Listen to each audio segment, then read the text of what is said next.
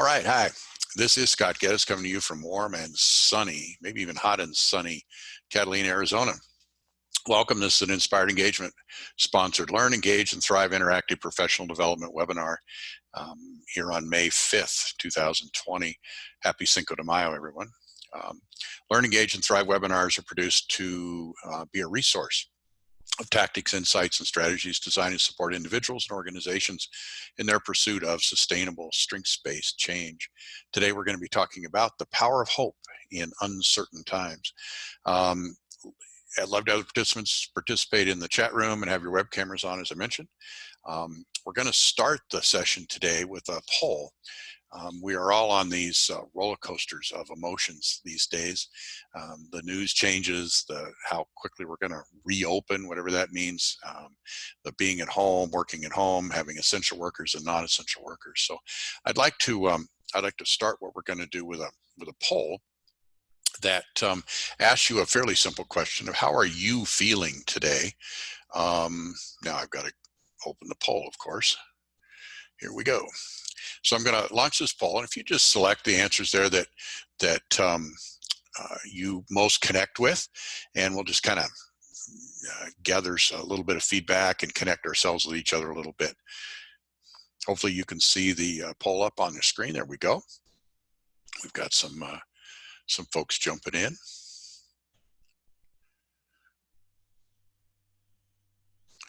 Wonderful. Thank you. Thank you. We've got 10 of you, 11 of you, so I'm going to share here the results with you in just a second. And I've been doing this little poll as an icebreaker at the beginning of all the webinars that I've been doing through the month of April and May.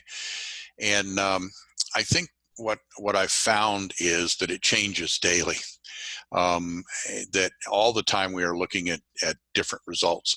What is very high in this group, which isn't always common, is hopeful. And I'm assuming, and maybe it's a bad assumption, that that's part of what drives you here, is that you have some concept of hope, or at least thinking about being hopeful. And that's why you've logged into this particular webinar over others.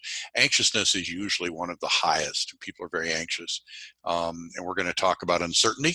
And uncertainty causes that anxiety and fear along the way as well. So we'll have a chance to chat about that a little bit.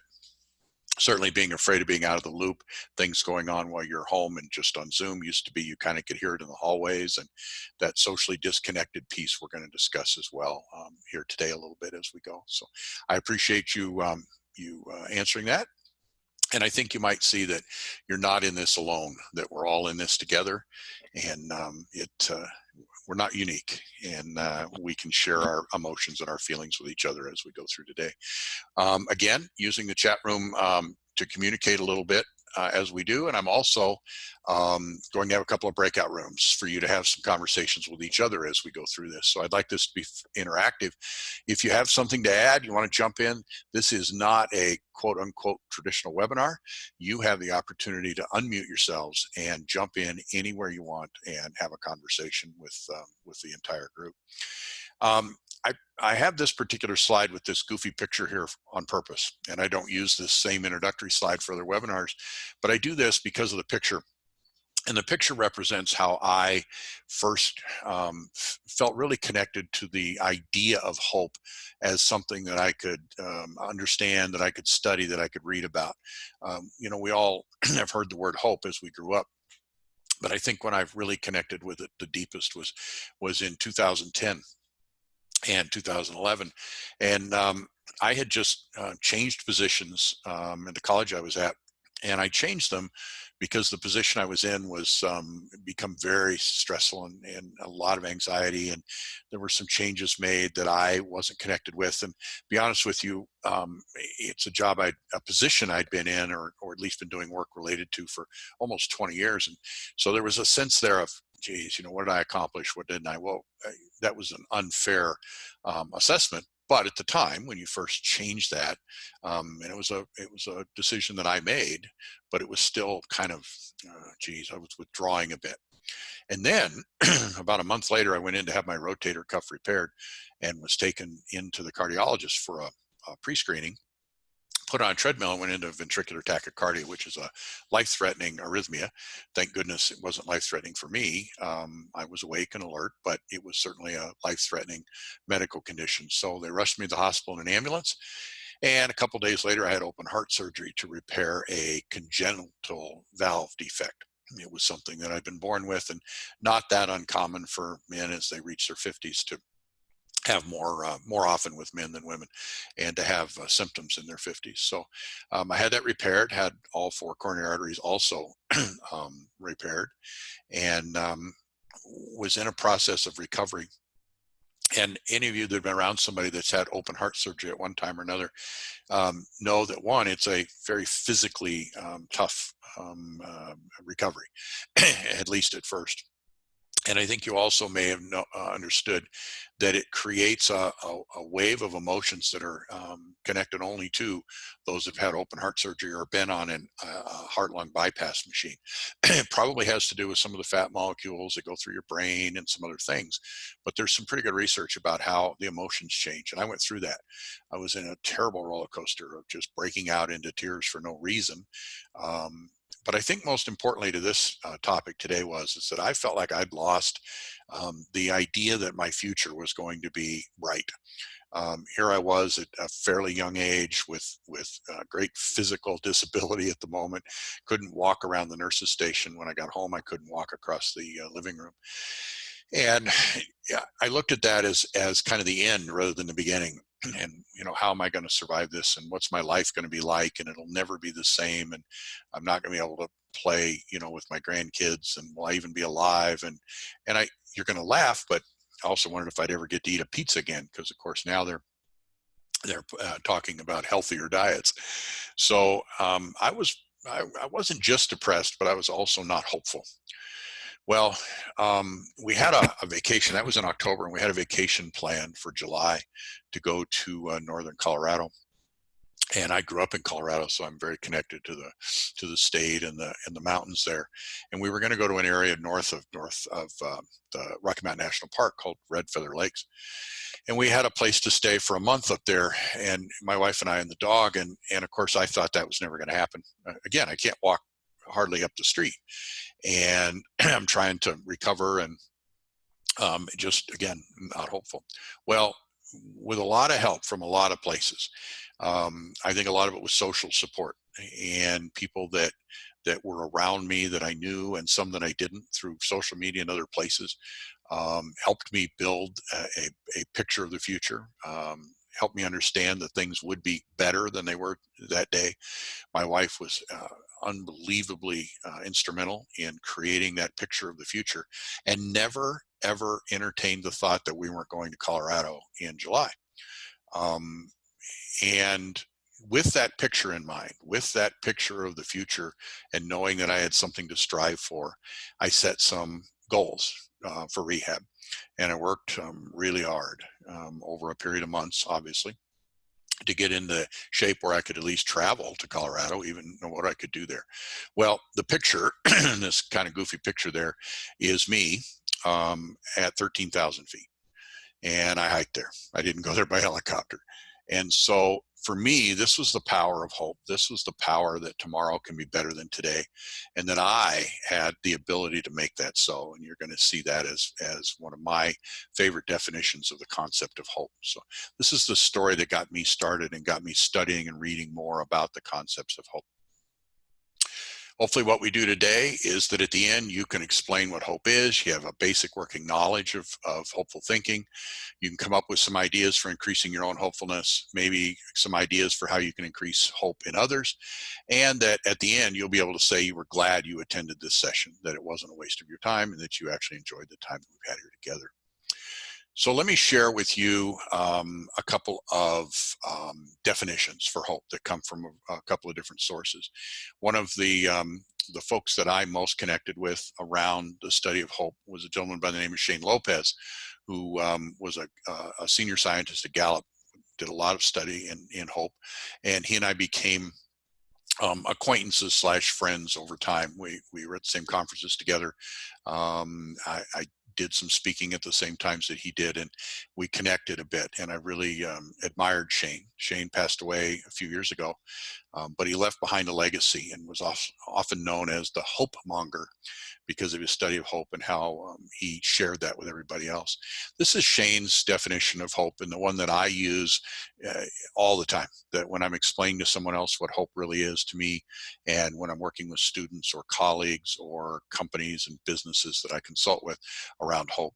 It's a belief that the future will be better than the present, along with the belief that you have the power to make that so. I am looking at two screens, by the way, just so you know what we're doing here. I was going to also put up, hold on just a second. I know I'm taking a break here, but I think I can do this. I'm sending out in the chat room now, I was waiting until people got in, a copy of the handout for this. Some of you may wish to open it now. You'll be able to access it online as well, and I'll give you that site at the end. So these definitions are written there in that handout, so you'll have it. You don't have to write all of it down if some of you are taking notes. So this is Shane's definition. I like it a lot. Another one of the researchers around hope is a gentleman by the name of Snyder. And if I can get, there we go. And C.R. Snyder's definition in a lot of his writings is that it is a positive motivational state. That, again, that's a mental perspective. That's something that's going on in your mind. Shane called it a belief. Here it's a motivational state that's based on an interactively, something inside of you derived. You have to learn it, you have to build it, you have to practice it, of being successful at having agency or willpower, which means that you are directed toward your goals, that you have energy to accomplish things and your goals in your life. And then pathways, and we'll spend some time talking about both of those things. Pathways or way power, which is an ability to overcome obstacles, to find your way towards your goals, regardless of the barriers that might pop up in front of you. Shane and CR did some work together, and this is from one of their writings. This is the definition that they produced together. A perceived capacity, I don't think that's any different than a belief or the motivational state, to produce clear goals and routes, which are pathways, to reach those goals, and the motivation, the agency, to use those routes. So they all say the same thing. I think they all have a consistency of definition, but I go back to Shane's as mine.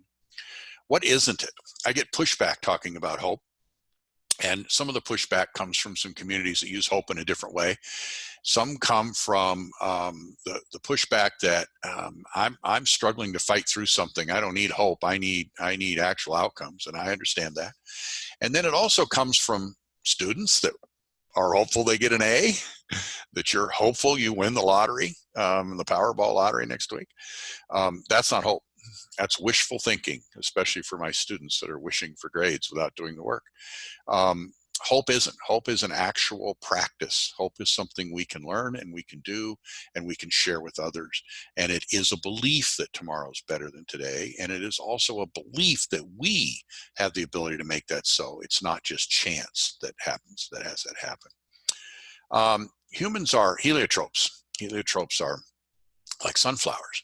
And as you know, sunflowers in the morning are faced east. And as the sun passes through the sky during the day and sets in the west, the sunflowers follow that sun all day long. Well, humans are the same way. And we turn toward hope. And we turn toward hope as if it's that sun shining on possibilities, on things that could be in our future. And that's why humans are drawn so hard to that concept of hope, to that idea that tomorrow will be better than today. It's not about getting what you want. And that's not what hope is. It's not about actually getting it, but it is about seeing the positive and the generative, the ways that possibilities lie in the current reality. And we're about to chat about that a little bit, about our possibilities of what this current environment brings us. So a little exercise here, and I can see most of you on your web cameras, so I'll actually watch you do this. What I'd like you to do is put both of your hands kind of up in front of yourself just a little bit, just kind of hold them up in front of you. And then thinking about all of your life experiences and your history and your culture and whatever else that's in your head, I would like you to point to where your hope comes from. Where does your hope originate? So go ahead and point to where you would like that to be. Where do you point? Take your hands, both hands, point to where you'd like your hope to, where you believe your hope originates. Where does it come from? Okay, we've got a variety of you pointing in a bunch of different directions. So here's what we're going to do so we can grasp that a little bit is I'd like you to respond to this poll. Where did you point? Did you point to your heart? I saw some of you pointing to your heart. I saw some of you pointing to your head. Some of you pointed to the sky. So where did you point? Okay, so we've got a pretty good split here between, and we got another. Whoever put other, you are certainly welcome to share that in the chat room with us so that we can learn what your other was and how that is. So here's the results. In this particular group, head came out quite a ways ahead. No pun intended. Came out ahead of the others in terms of just numbers. I will tell you that in most cases when I've done this and in most of the research that Shane uses the same exercise in large groups, the heart usually comes out every bit as higher than the head. Again, I think we are in a webinar here that is studying hope a little bit, that we're trying to understand the physical part of hope and the science behind it a bit. And that's probably what slants us a little bit in this group toward head. But let's talk about why somebody or why people would answer these particular answers this way. Hope does take a sense of emotion. Hope does take a feeling in your quote unquote heart that it is about feelings and it is about emotion because we have to feel hope. It is also about head because it is also about the actual actions that we take in order to build our hope, to practice our hope every day, to share our hope with others. It is certainly something that occurs with us in a cognitive way. And in addition, it also has a piece of faith involved, however you define faith, but a faith that it exists, that there is such a thing as hope. So it's a combination of all three of these that most people find to be the most powerful when they think about where hope comes from when you analyze it as holistically. And that is that we combine our emotions with our cognitive ability to carry out and act upon those emotions as the motivator, in addition to a faith or a belief that tomorrow will be better. That's the leap of faith that we have to have in addition to just understanding what it is or just being emotional about what faith might be or what hope might be. So just kind of an interesting little exercise for you to be thinking about where hope comes from in you and in others. So why is hope a topic that I have now spoken at NISOD 3 times and done? This is probably the third or fourth hope webinar I've done in the last month and a half, and generally pretty popular registrations to these sessions. Well, they have actual measurable outcomes. It's not just about, gee, we'd like to have hope, but we actually can increase academic performance in our students. And you'll see here, I'll mention we have another webinar coming up in a few weeks that is specific to the classroom. Today is specific to you and to not necessarily tied to a classroom. We'll do that toward the end of this month. There's another webinar that's very similar beginning, and then we talk about specific classroom activities and whether virtually or in a face-to-face environment that you can do to build hope in students. Also increases workplace outcomes. People that score high on a hope scale are more productive at work and more engaged at work. And the research says about 10% increase in what we call happiness and how you measure that. So it is a reason for doing this, not just a nice topic to talk about. The hope cycle is presented in a variety of ways, and if you look at Shane's work and some of the basic ways that Sarah Snyder does, as well as Marty Seligman, and we talk about the hope cycle. Now, if you read Snyder's stuff deeper, you'll see that there are a lot of other lines that go around this in many directions that include, big impacts, big life-changing events, trauma that might occur, history of success and non-success. But in general, and what we can learn from the best today is to look at this as the fairly simple hope cycle. What does it take to have hope? Well, we have a present, and hope requires us to have a picture of the future, and that the future tomorrow will be better than today. But in order to do that, we have to be able to understand our goals and create goals. We have to have the motivation, the agency, the willpower, the self-efficacy to move forward toward those goals. And we have to have the way power of the pathways, the ability to overcome those obstacles along the way to reach those goals. And if any one of those pieces is missing, then we are less likely to feel hopeful and to have hopeful thinking as our primary driver in what we do every day. Here are 4 particular authors that I most connect with. There is a resource page on the website that I'll give you. It's again, inspired-engagement/workshop-resources. Um, there's a whole set of resources there, including articles and other books. But these 4 are the 4 that I think drive me the most in thinking about hope, how I feel about it, and how I have learned the most. And I've already mentioned Shane and CR, and of course Marty Seligman in the work that he's done. In the book Flourish was a phenomenal read if you haven't read it already. One of his newer books that I think you would encourage. And then of course Joanne MacArthur Blair and Jeannie Cockle are friends of mine, and I love their book Building Resilience for the Peace of Inquiry, which talks about hope, despair, and forgiveness, and how they fit together to create resilience. And so another good read along the way. So anyway, some ideas for you and some background for where some of the ideas around this came from, as well as my own personal experiences. So let's do this. Let's put hope to the test a little bit, right? Let's see if we can test your hope and see where you stand. I'm going to use 2 of them. I'm going to use 2 instruments to do that. We'll go through them fairly quickly, but I'll give you a chance to take them. They're in the handout if you've got it. It would get posted in the chat room. So here's the first one. I would like to answer these 5 questions on a scale of 1 to 5.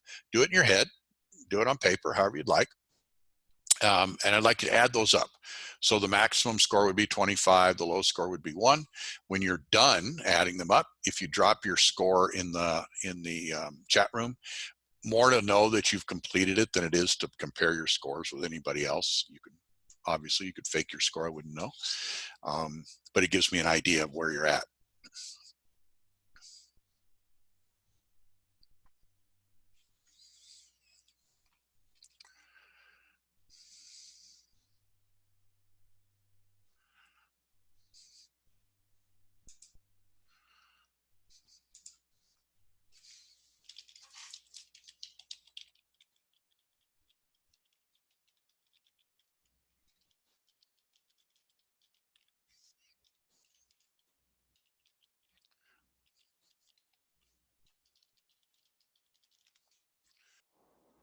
Okay, we have a lot of you have them up. A lot of very high scores. Again, not unusual in a session like this. You give this same instrument, this same measurement here to folks that aren't necessarily as engaged in hope as you all are and what drew you to this webinar in the first place. You may not see the scores being quite that high. So let's see what these mean. Well, this is a basic hopeful test, is where do you stand on a hope scale? The higher you are, the more hopeful or high hope person you are. You think about the future as an asset. You think about the future as possibilities. The lower your score, and certainly below 15s in that area down there, then we've got more work to do about understanding what hope is and how we can build it into our lives. And this can change, day to day, especially right now where there's a lot of uncertainty going on. But this will give you some idea of where you stand. When we do this with students in a higher ed setting, it's usually in the 16 to 20 or below range. It's not uncommon to have very low hope scores in a lot of our students, not all by any means, but a lot of them. And I think you'll find that true in a lot of your colleagues and coworkers as well that aren't necessarily as connected to this concept as you are. Okay, so let's do a second part of Shane's instrument. 2 questions, same thing. Low score 2, high score 10. Some of you dropped some scores in there, so I know we're making progress and know when to move on to the next slide.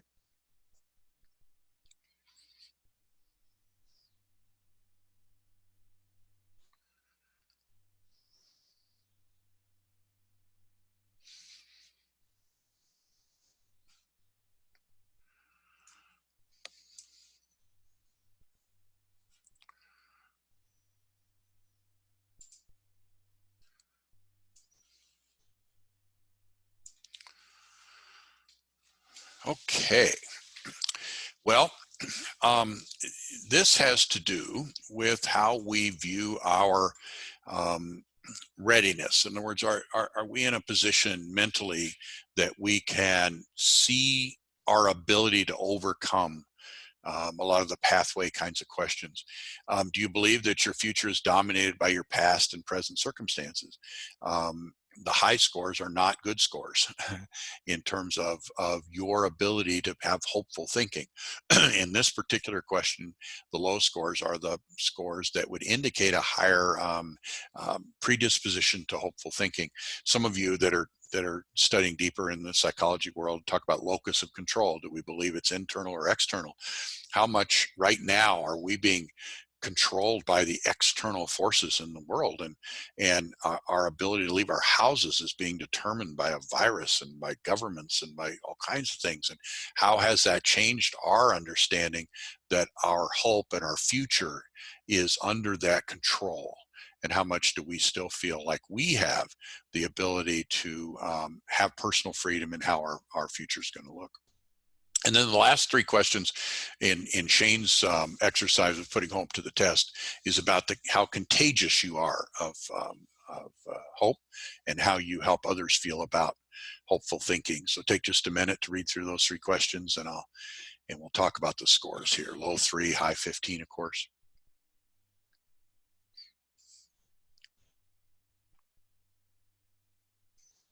I see some 15s, and that's so awesome. That's the best news ever. So what this means is that above 12, in those higher the scores, you're a model for others. You boast hope. I'm sorry. You boost hope in others around you. You are a hope contagion. You are the COVID of hope. Okay, but we don't wash our hands around you. We want to rub up against it and feel it, and develop our own hopeful feelings because of you. Low scores suggest that you connecting with people that scored higher on this scale will sometimes help you have more hopeful thinking and a better positive future image. These are our students. If they, or our coworkers, they score low. Those of us that coach for a living, that do a lot of consulting around coaching, executive coaching and individual coaching and life coaching, sometimes hope is one of the issues. And by us being positive in our feelings about hope and being contagious, helps inspire others to do that. Okay, so let's look at CR's scale. It's a little simpler. It's only got 2 sets of 4 questions each. But this is on a scale of 1 to 4. I didn't want to change his scale just because, make it consistent. So take just a moment to run through these, and let's see between a scale of 4 and 16 where you might score. These are odd numbered questions on purpose. If you have this in the handout, you would notice that there are even and odd numbers. I just grouped them together for the slide's sake, and for those of you that aren't working off of a handout.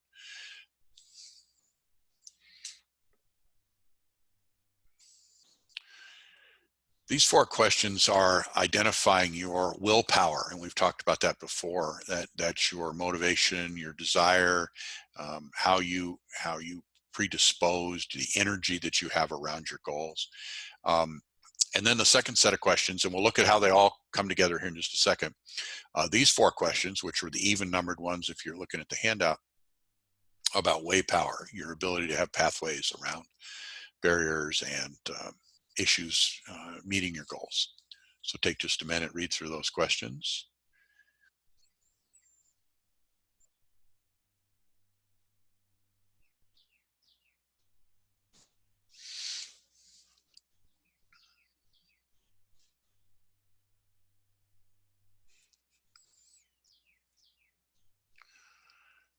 Thanks, folks, for posting some of the scores. It gives me just a sense of how you're doing, and also certainly the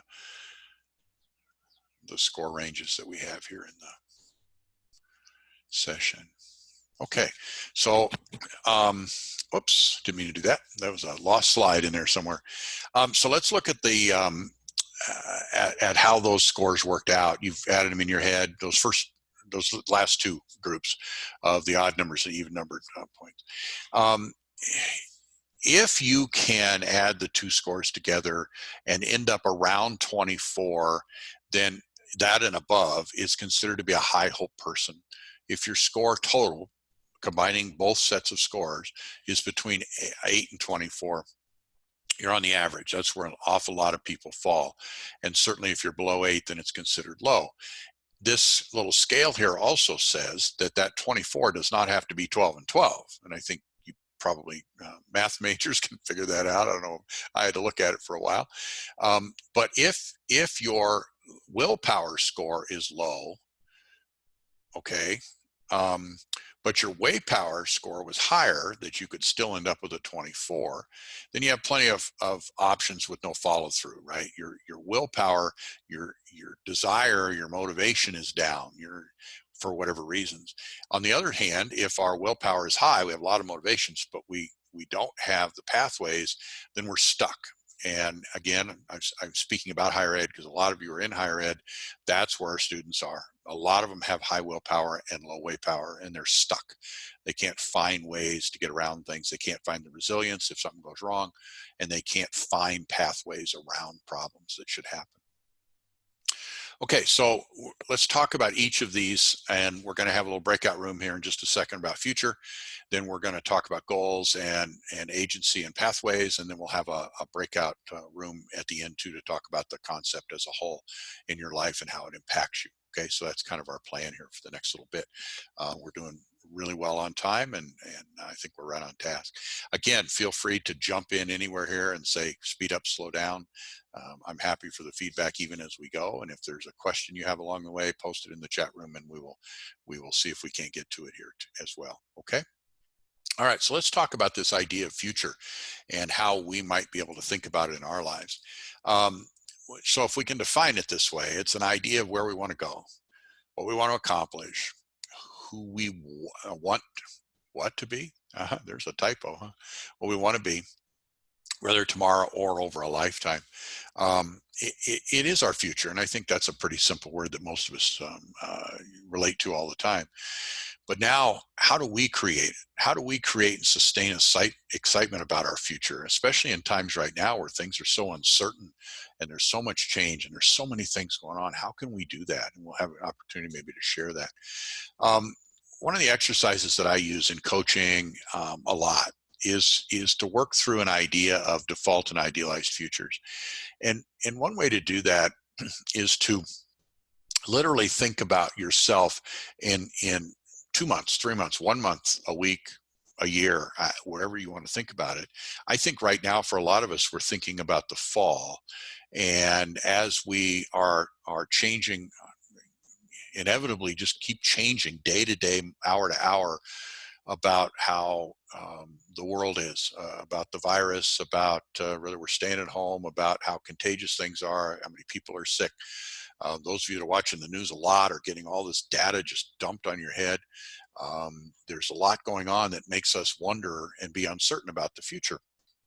Well, if we could close our eyes and think about what we would idealize, what is our perfect future that we have input to control for September, for August, for December, for January. I close my eyes and this is going to sound very light and trivial, but I close my eyes and I think about being able to watch sports on television. I close my eyes and I think about being able to hug my grandchildren, actually touch them, and therefore I have to travel to get to them, or they have to travel to come to me. I can actually picture these things because I know they are a possible reality by then. I really believe that, and I can picture them in my head. I can feel their hug. I can feel the warmth of their body. I can hear their voice. Yes, I can video with them, and we do every week, and actually a couple of them we do it every day.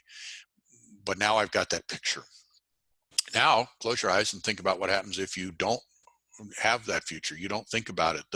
You don't plan for it. You don't work toward that future of figuring out how you can do that and what your life will look like.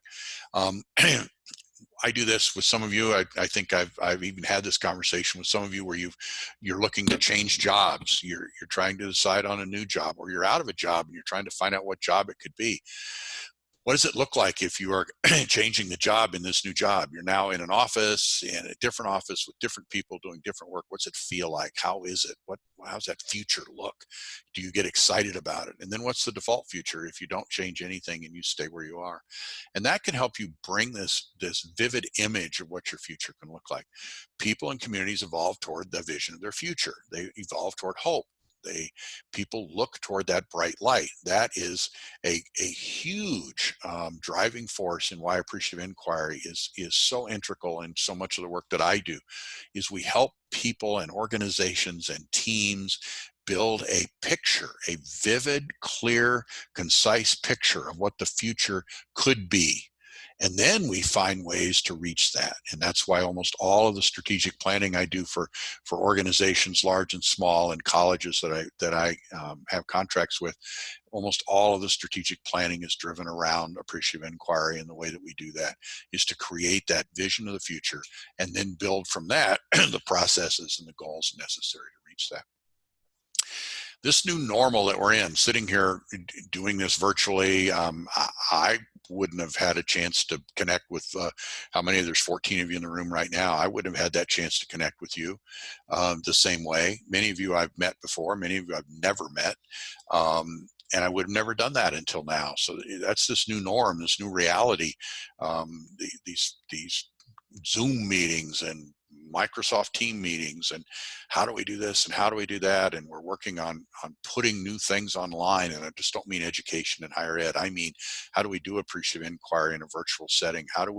My son yesterday was talking about having an innovative brainstorming session with a group, and how to manage that in a virtual setting versus in a room with flip charts and markers and excitement and all the things that happen in a room in that kind of innovation brainstorming.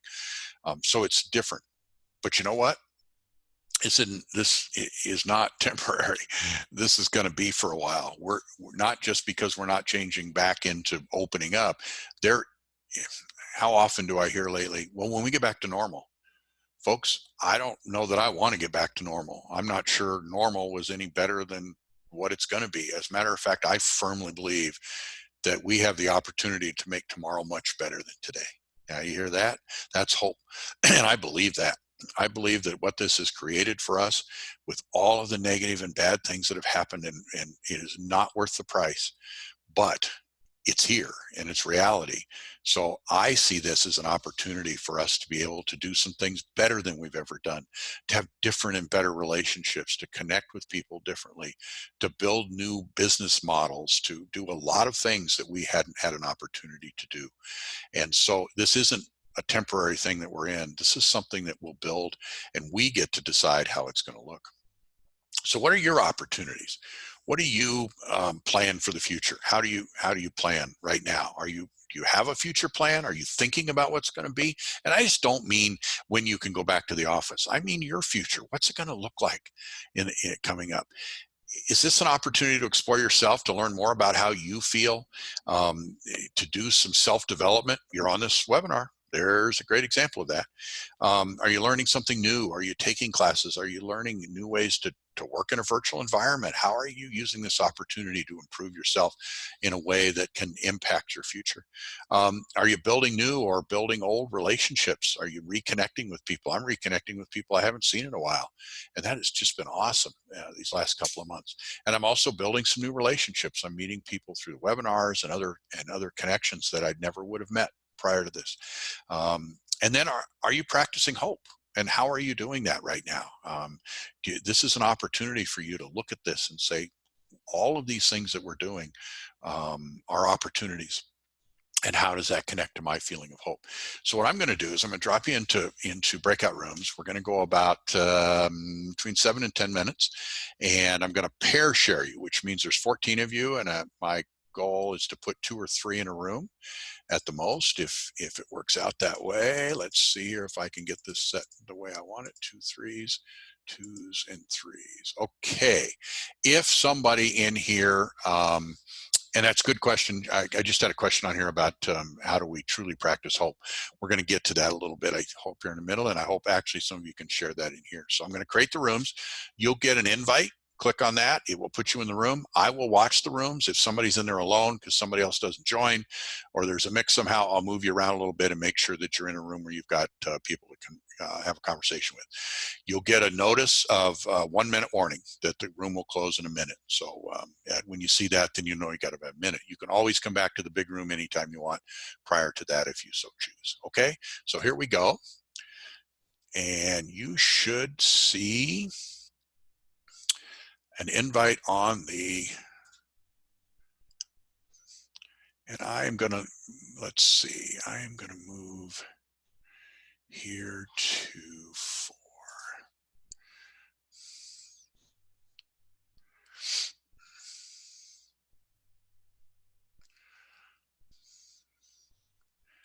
In, Gilda,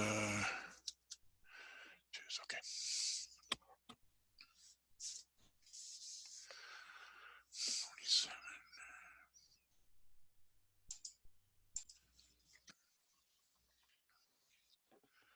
Welcome back, everyone. I hope you had an opportunity to have a good conversation, kind of share some thoughts and some ideas, and maybe get to make a new friend that be able to connect with in the future. That would be awesome.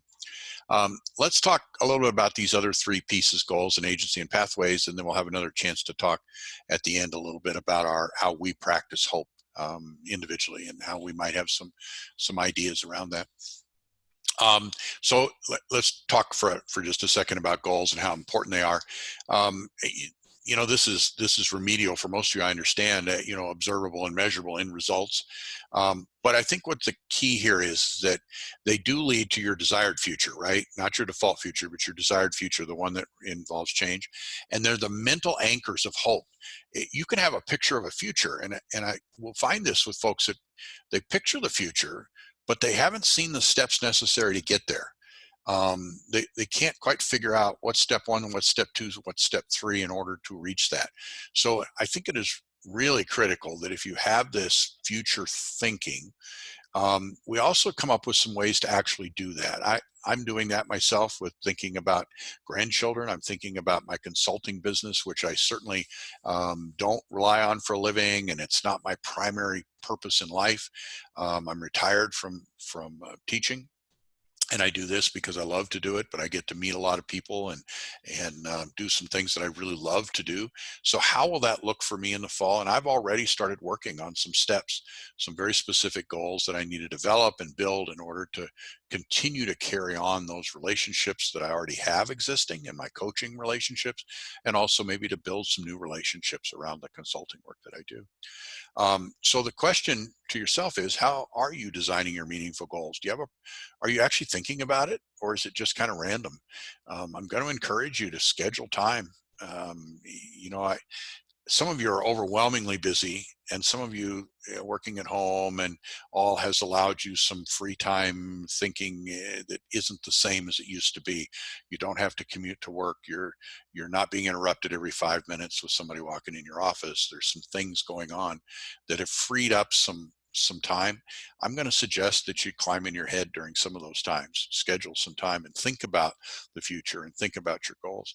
And then the question is, how do you help others with their goals? How are you influencing other people to think about the future and what steps that it would take to get there? Whether they be your family, your coworkers, your business, your organization.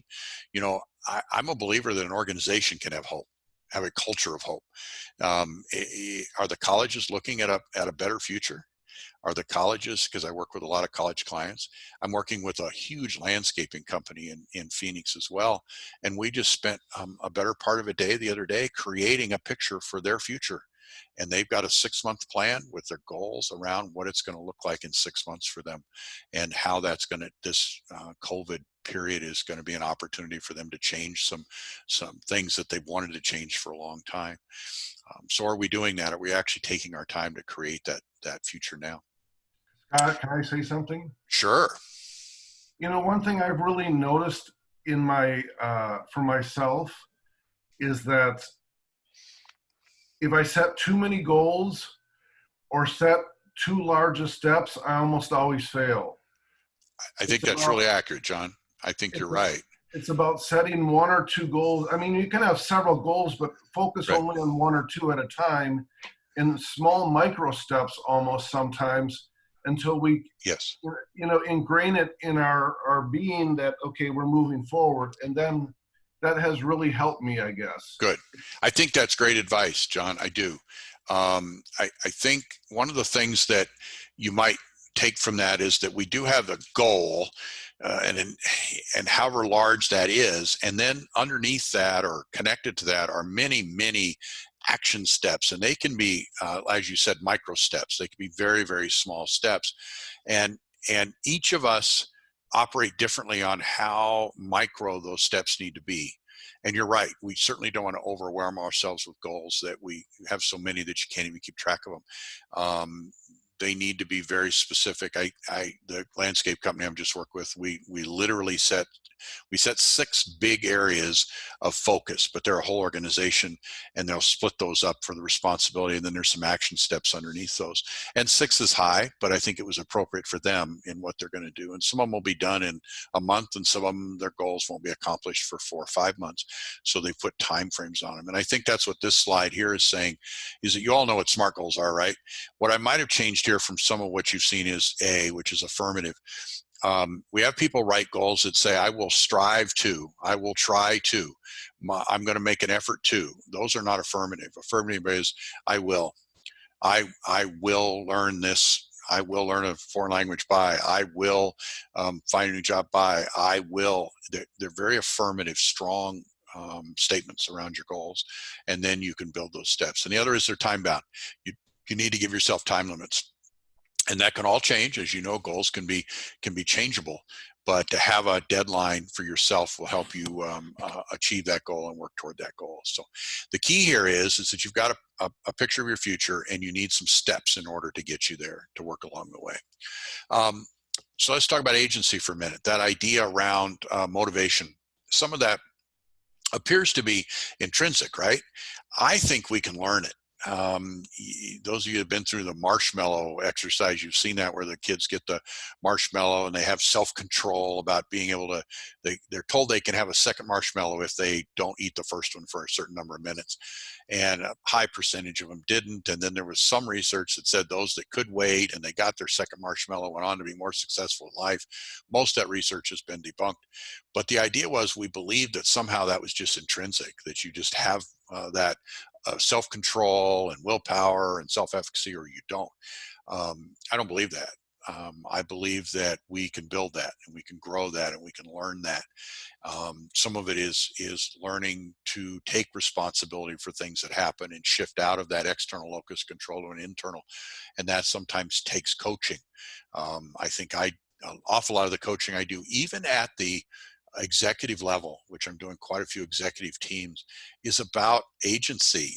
There's this imposter syndrome that people have at all levels. And I don't know how I got the, I don't know if I'm good enough to do this. Am I over my head? And those kinds of questions, which are that confidence level that is agency, and coaching people through that has been really helpful for them. So I think coaching is one good solution to this, is to find yourself someone, a coworker that can help you, a significant other, or hire somebody to do some coaching with you. So this is your perceived ability to shape your lives day to day. Are you the author of your life, or are you the victim of life? And I think if we can help people become, or you can become, more of an author of your own life, you will connect to hope better. And I think you have a chance to be much more successful. This is a tool that I use a lot, a lot. I am a Gallup certified strengths coach, but that is secondary to the fact that I've loved strengths for many years, used it with all my students in all my classes. I coach with it. It's a piece of things. It's not the thing I do. I do a lot of work, and it seems like strengths always rubs against it and pulls into the edges. And the reason this is so positive for me is because it is from positive psychology. Notice this is all tying together, right? Appreciative inquiry, hopeful thinking. Now we're talking about Clifton strengths. They're all that positive psychology model that says we're going to look at what's best in things and see if we can accomplish more of that. And that doesn't mean we ignore what our weaknesses are. It doesn't, or weaknesses of an organization, but it means that we're going to focus on those things that we have the potential to do well, and the positive side of things, and then try to build on that rather than just trying to fix a weakness or a deficit only. Again, we're not ignoring weaknesses. So if you haven't been through the Clifton Strengths Assessment, either the top 5 or the 34 CS 34 reports, and you're interested, they're really easy to access at gallup.com/access, or even /Clifton Strengths. I think now you can contact me and I can send you to where you go to take the assessment and get coaching or involvement. I do a lot of work around that, but it really helps build agency in people that are lacking in agency a lot, because it gives them a language to understand how they can be successful. And then the last section here is pathways. That idea around willpower, that piece, that piece of hope that is about barriers and finding paths to your goals. I don't think it's disconnected from guided pathways, for those of you in higher ed, by the way. I think this was I think guided pathways is an effort to tie into this hope cycle a bit. I don't think that was their intent, but I think it's been a very usable tool to help students find better paths to get to their goals and their future in a more succinct way, rather than having to figure that out on their own, which, by the way, it is one of the lowest scores in any student group, is pathways. Not agency, not goals, not future, but pathways. So what are pathways? Well, they're routes through obstacles that stand in your way. So the question you would have to ask yourself is, how do you navigate obstacles? When you come up against something, what is your process? And we are all different. I have a lot of strategic thinking and ideation in my head. So if I come up against an obstacle, I'm immediately thinking of many, many ways that could get through, and then going through a what if scenario in my head. That's just natural for me.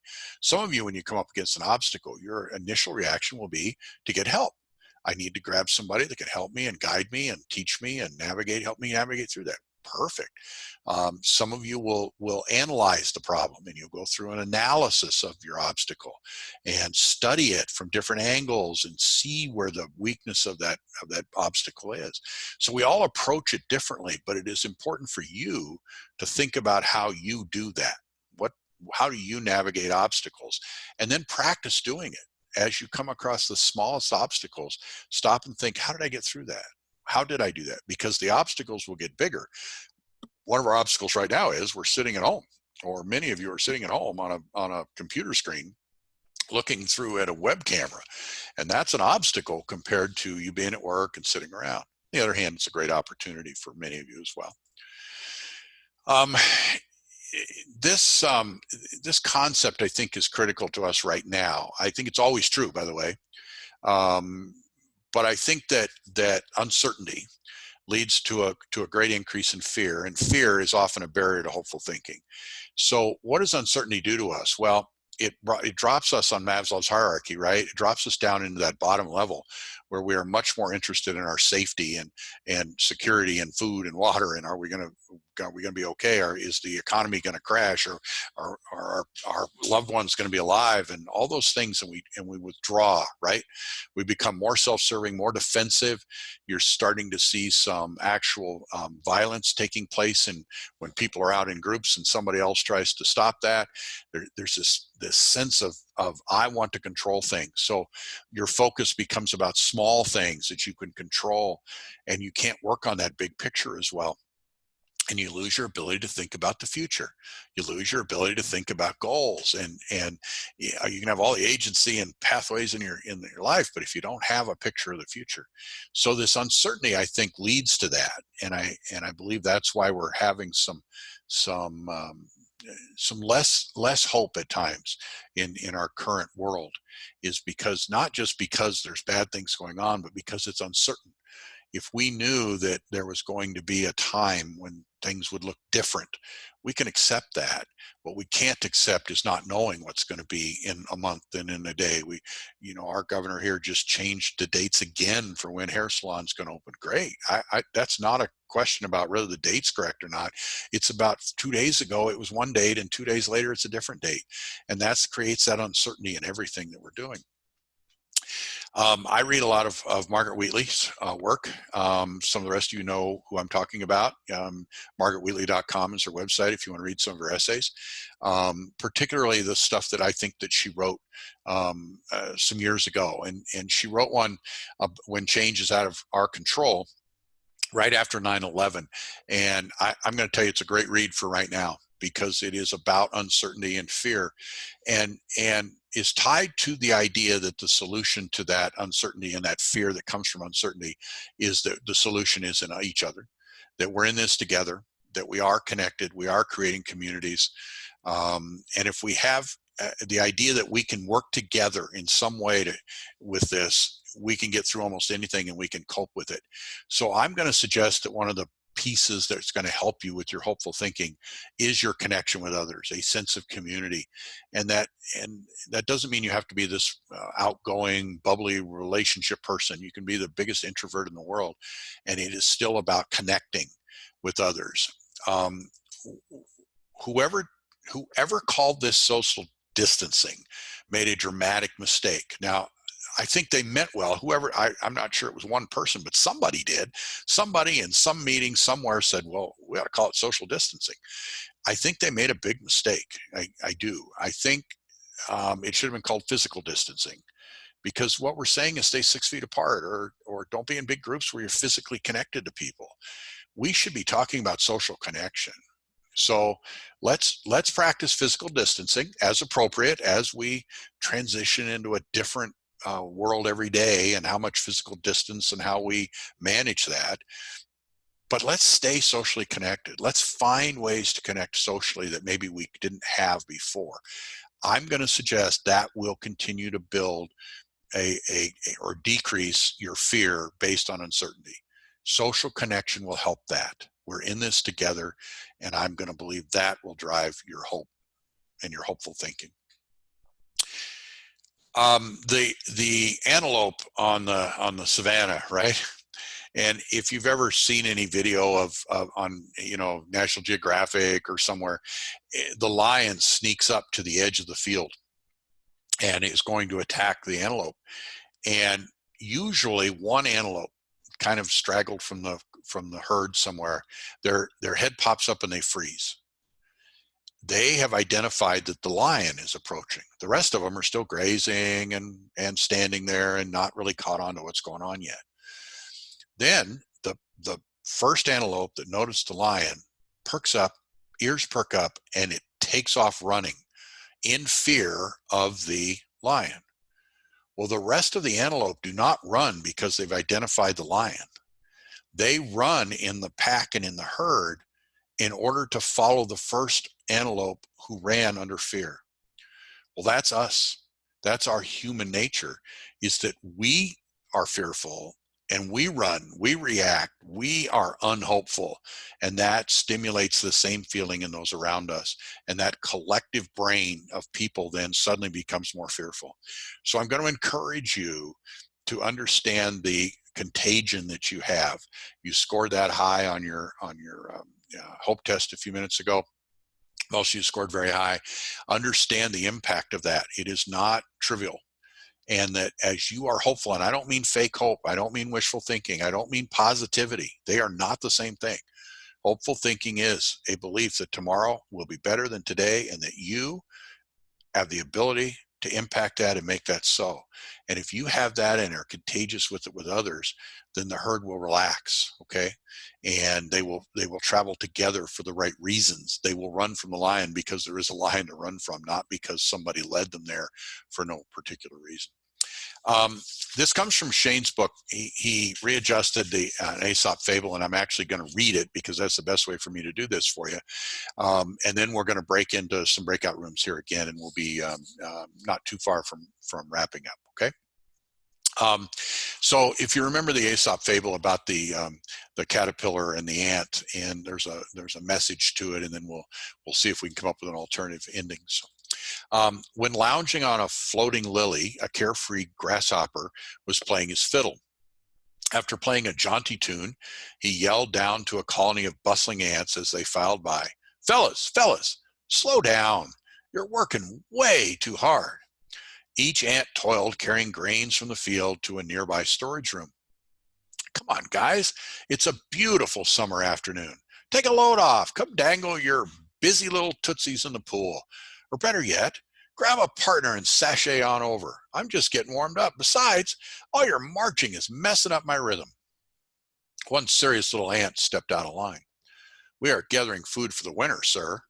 And if you don't mind a little friendly advice, I suggest that you do the same. And without another word, he balanced his load on his head and he shuffled back to the procession. Now, in the standard version of this fable, the grasshopper starves to death and the hardworking ants survive the long winter, right? And there's a moral there about work and play and balance and all those things. But what if it ended like this instead? Well, little fella, what if we work together? I'll play some more tunes to lighten the mood and make your work go faster and easier. Any talented musicians in your crew? Throughout the day, the music played and the insects worked. The grasshoppers soloed while the ants worked hard with their friends. And then a 5-ant band played while the grasshopper followed his serious little ant buddies in collecting food for the winter. When hopeful, our ideas and feelings about the future work together. Our thoughts look ahead and tell us what we need to do to get to where we want to go. Our feelings lift us up and give us energy that we need to sustain our effort.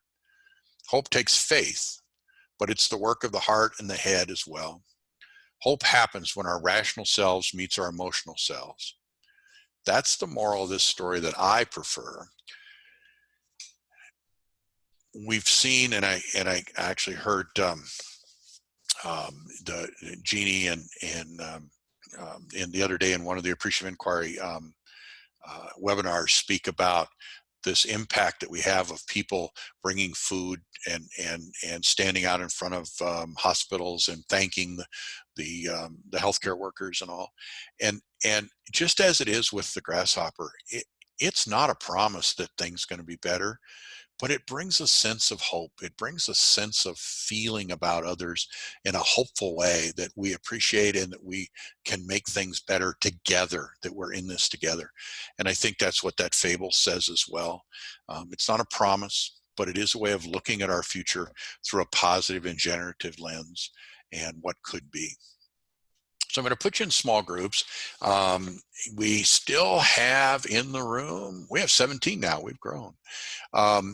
So I'm going to put you in rooms again. I'm going to mix you up so you're not in the rooms with the people you were in before. Not that that's good or bad, just kind of random.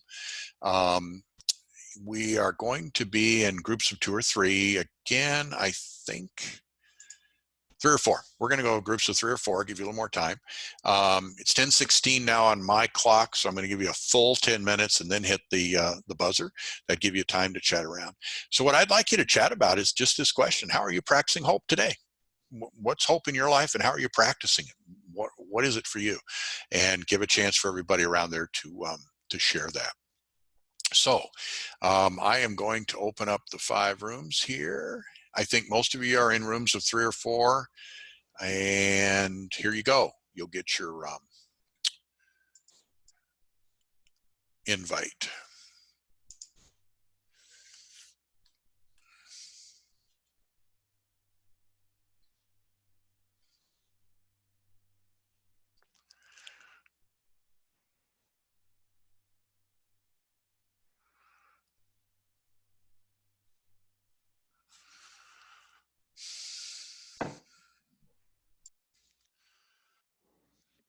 Welcome back. Welcome back. Hope you had a great conversation. We'll close up and then we'll have a post-session conversation. So we'll close up here. We'll end the slides, and then I'll stay on in a group discussion as long as you'd like to stay and have a chat. Okay, so we'll just stay open for a while, and you can certainly stay on, and we can unmute and have a conversation around that stuff. I am going to send you in the chat room, and you can certainly get this on the website that I've sent out as well, a link to a feedback form, and I love the feedback for these webinars so that I can learn to do them better, and I can also look at other topics that you might be interested in. So let's close up by saying this is kind of a recap, that I truly believe that hope matters. It is a huge part of the idea that this world is going to be okay, is going to be successful. And it's a huge part of my life, is to have the idea around hope and to always look at that. And I'm not the most positive guy. I've got an intellection in my strengths, for those of you that know that. And it's a skeptical kind of questioning thing. My wife would even laugh if I said I was positive, but I have hope. Even with that sense of skepticism at times, I have a strong feeling of hope.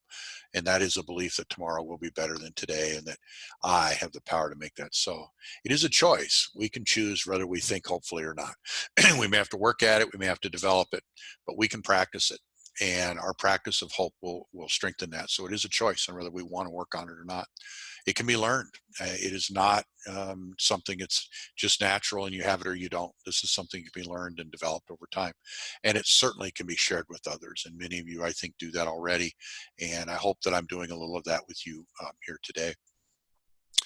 This is a little poetry or a little saying by the Dalai Lama, and I think it nails it for me. The very purpose of our life is happiness, which is sustained by hope.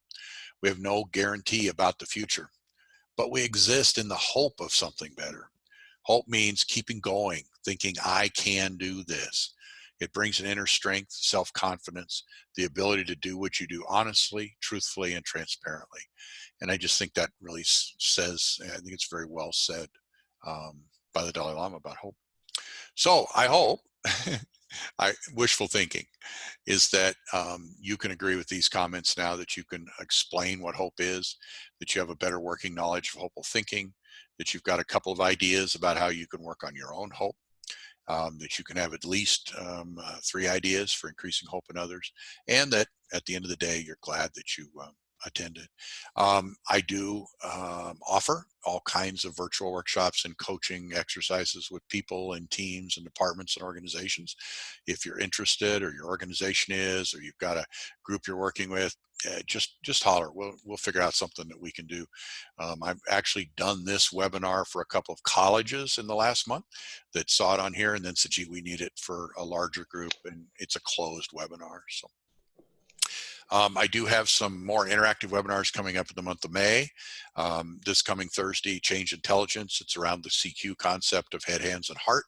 I think you'd really enjoy it. Certainly in an hour and a half, it's not going to get the same depth we'd have with a full day workshop, but I think you're going to get a pretty good idea of helping others and how to lead change. An overview, some work around the 5 behaviors of cohesive teams next week, along with productive conflict. How to have difficult conversations. It's a mix of interest-based dialogue and crucial conversations from the authors of Vital Smarts. And then a little bit about work of leaders, which comes from the DISC work of leaders around having vision, alignment, and execution. Again, if you take those 3 things and the change intelligence of head, hands, and heart, and you connect those with hope, and you connect those with having a positive future, they all connect very much together. And then I'm going to repeat a webinar that I've been doing on managing workers and teams in the virtual world. I think it's changing, and I think by the 21st it will be different than it was last week. I just think things are changing now, because one of our big adaptions is going to be the transition back, whereas the virtual worker was the left out person up till now. The one that was remotely working was left out. They were the ones felt disconnected and separate. And then we went through this where we're all virtual, and that became the new culture. Well, now we're going to transition people back into the workplace slowly. I know my son works for Adidas, and they're going to start bringing back people in June, but they told him he may not even be back in the office on a regular basis until in the fall. And so some are going to be on site, some not. And how are we going to build that culture? And how are we going to manage people in both of those environments? And then the power of hope, again, the beginning of it is similar, but then we will break out into each of those sections when we talked about future and goals and agency and pathways, some specific techniques that you can use in a classroom setting or in a student advisement setting, in a student affairs setting, in order to build hope in your students. And I don't think that's changed dramatically in these virtual times. And I think you can still do it online. Most of those things are transferable between the virtual world and the face-to-face worlds. References, the handout, copy of the PowerPoint, and that feedback link are on the web at www.inspired-engagement.com/workshop.resources. Don't forget the www. It doesn't seem to work if you don't do that. So, I appreciate you being here with me today and this Inspired Engagement sponsored webinar. And we will stay online here for the post session and chat for as long as any of you would like to chat. So let me fix something here.